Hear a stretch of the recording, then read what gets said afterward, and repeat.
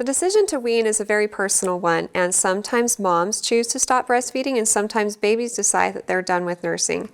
And some babies stop very quickly and other babies take months to actually stop nursing. But the bottom line is, for your sake, it would be best to stop nursing slowly. And the worst thing you can do is stop cold turkey, because it increases the chances of things like engorgement and mastitis, which is a breast infection. And so what you'll want to do is drop one feeding every 2 to 5 days, increase the length of time between each nursing session, and decrease the length of time you nurse your baby.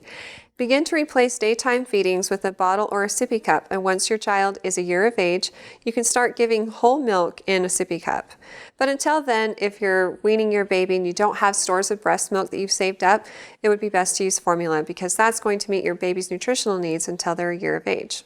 You'll probably notice that your son will not want to let go of the nighttime feeding very easily.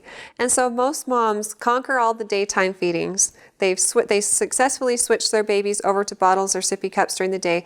But then if your baby is still waking up at night and wanting to nurse, just see how it goes. Try the daytime thing first and then nurse your baby before bed. And this will probably just be more of a comfort thing. But the older your son gets, the better able you'll be to not necessarily reason with him, but maybe replace the comfort he's looking for with something else. Like after a year of age, it's okay to give him a favorite blanket or stuffed animal that he can sleep with to give him comfort. Develop a good nighttime routine so that he feels comfortable and safe. Put him down. And as long as the doctor doesn't feel like extra nighttime feedings are necessary, then it's okay to stop nighttime feedings and just let him cry it out. There's a couple of different ways to sleep train your baby, and crying it out is one of the most effective ways according to the literature, because it's basically a behavior modification. And babies have learned that when they cry, we go get them, and they cry and we feed them. And so if you stop that, then they start to think, oh, well, maybe I'm not going to cry, and they learn how to self-soothe and go back to sleep on their own. And that means that you and your baby are getting better sleep at night.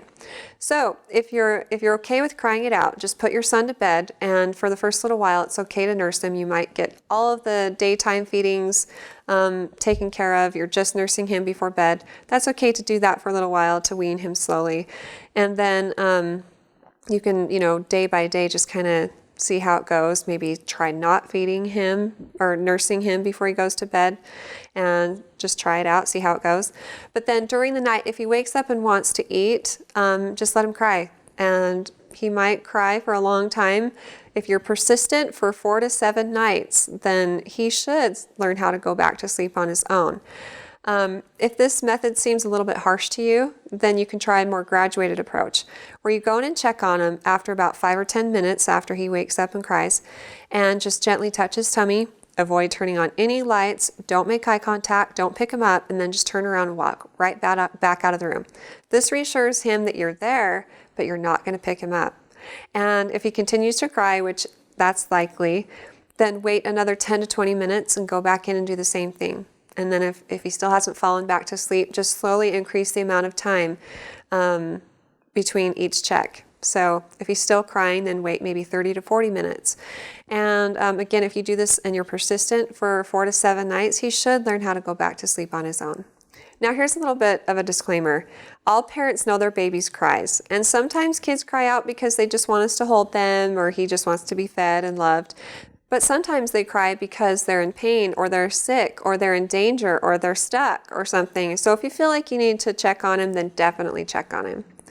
But other than that, check with your pediatrician, make sure nighttime feedings aren't necessary, wean him slowly, and it will happen. It will work out for you. If you have any other questions for me, feel free to ask them on our Facebook page, and recommend us to your friends and family too.